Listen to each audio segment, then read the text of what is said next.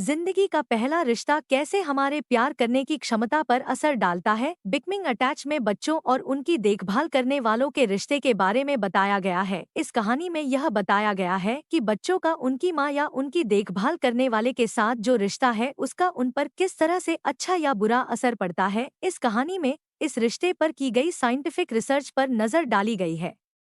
रिश्तों का बच्चे के मन पर क्या असर पड़ता है। पिछले कुछ दशकों में मनोविज्ञान के क्षेत्र में बहुत बढ़ोतरी हुई है, जिससे बच्चों की देखभाल को लेकर बहुत सी विवादित बातें सामने आई हैं। इन बातों पर विश्वास करना एक बहुत ही मुश्किल काम है। आने वाले सबक में आप बच्चों के साथ अपने रिश्तों को एक मनोवैज्ञानिक नज़र से देखेंगे। इन सबक में दुनिया के सबसे अच्छे मनोवैज्ञानिकों ने बच्चों पर की गई स्टडी के नतीजों को समझाया है। इसे सुनकर आप सीखेंगे कि बच्चों और उनकी देखभाल करने वालों के बीच संबंधों का उन पर या असर पड़ता है, जिससे आप अपने बच्चे को समझकर उसे एक अच्छी परवरिश दे सकेंगे। अपने पेरेंट्स से हमारे संबंधों का हमारे बच्चों से हमारे संबंधों पर क्या असर पड़ता है। अपने बच्चे से कुछ दिन दूर रहने से कैसे उन पर बुरा असर पड़ सकता है। पेरेंट्स और उनके बच्चों के बीच रिश्तों को कैसे अलग अलग भागों में बांटा जा सकता है। बच्चों और उनके पेरेंट्स या दूसरे देखभाल करने वालों के बीच रिश्ते को अटैचमेंट कहते हैं। ज्यादातर लोगों के बचपन की यादों में सिर्फ वही शख्स होता है जिसने बचपन में उनकी देखभाल की थी। ज्यादातर लोगों की देखभाल उनकी माँ करती है। बच्चों और उनकी देखभाल करने वालों के बीच इस खास रिश्ते को अटैचमेंट कहते हैं।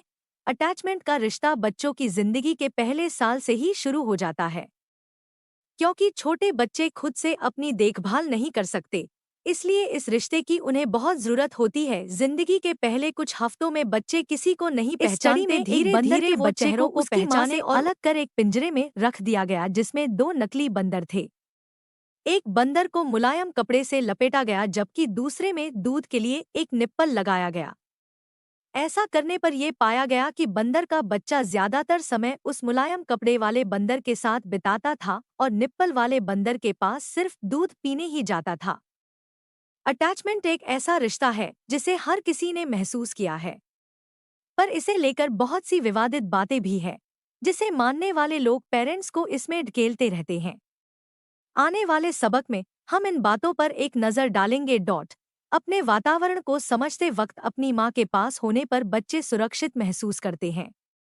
बचपन में किसी चीज से डरने पर हम सीधा अपनी माँ के पास ही जाते थे। ऐसा इसलिए होता है क्योंकि अपनी माँ के पास रहने पर बच्चे सुरक्षित महसूस करते हैं। बच्चे जब चार पैरों पर चलना शुरू करते हैं तो वो अपने वातावरण को समझने की कोशिश करने लगते हैं। वो चल फिर कर अपने आसपास की चीजों को देखते और समझते हैं। पर जैसे ही वो अपनी माँ या अपनी देखभाल करने वाले से दूर होते हैं, वो रोने लगते हैं।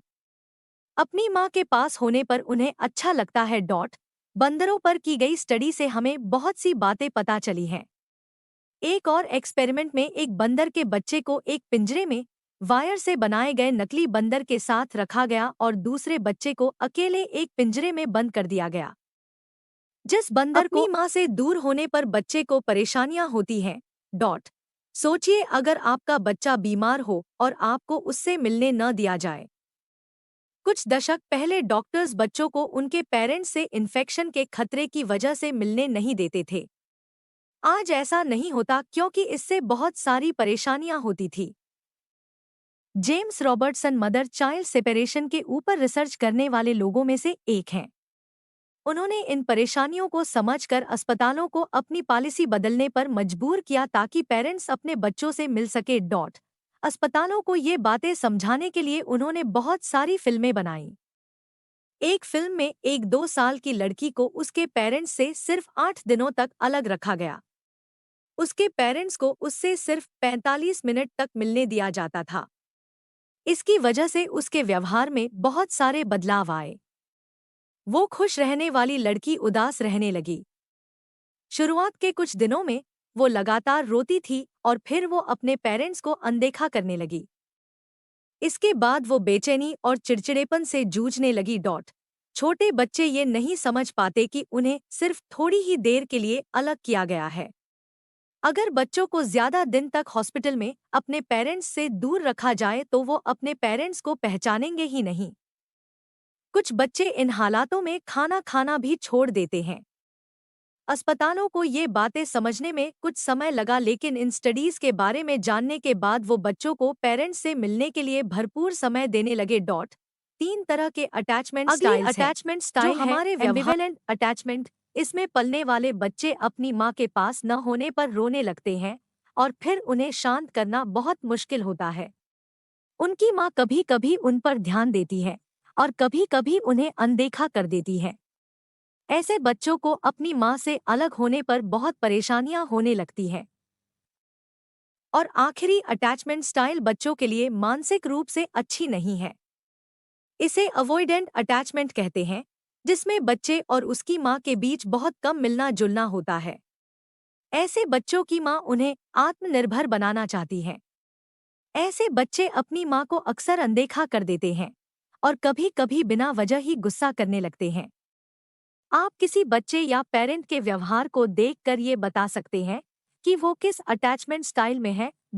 अब आप जानते हैं कि अटैचमेंट कितने तरह के होते हैं, पर आप इसका पता कैसे लगाएंगे कि कोई बच्चा या पेरेंट किस अटैचमेंट स्टाइल को फॉलो कर रहा है।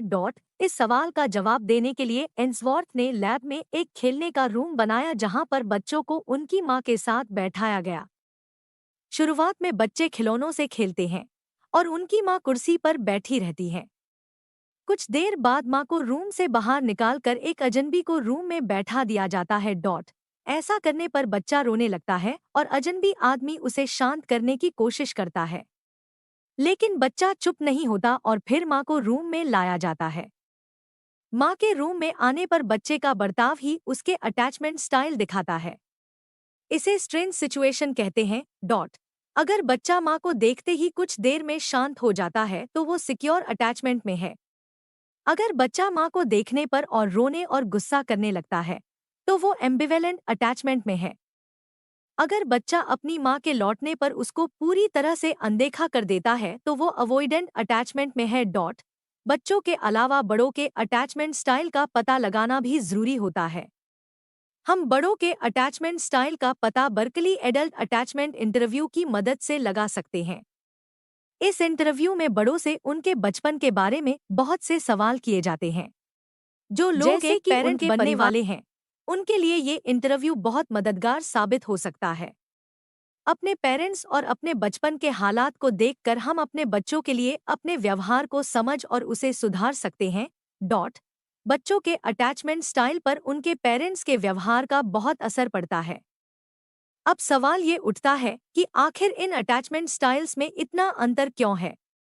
कुछ साइकोलॉजिस्ट इसे जेनेटिक मानते हैं और दूसरों के मुताबिक इसकी कुछ और भी वजह हो सकती है। एडल्ट अटैचमेंट इंटरव्यू में उन महिलाओं से सवाल किया गया जो मां बनने वाली थी।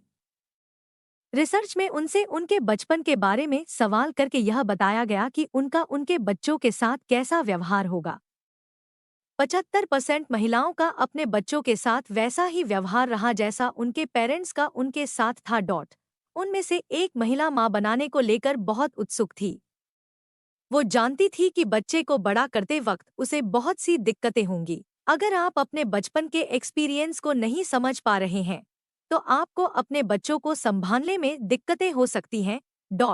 एक पेरेंट का काम है कि वो अपने बच्चे को आत्मनिर्भर बनाए ताकि वो उनके बगैर ही दुनिया देख सके। ऐसे में उन्हें अपनी भावनाओं को समझना आना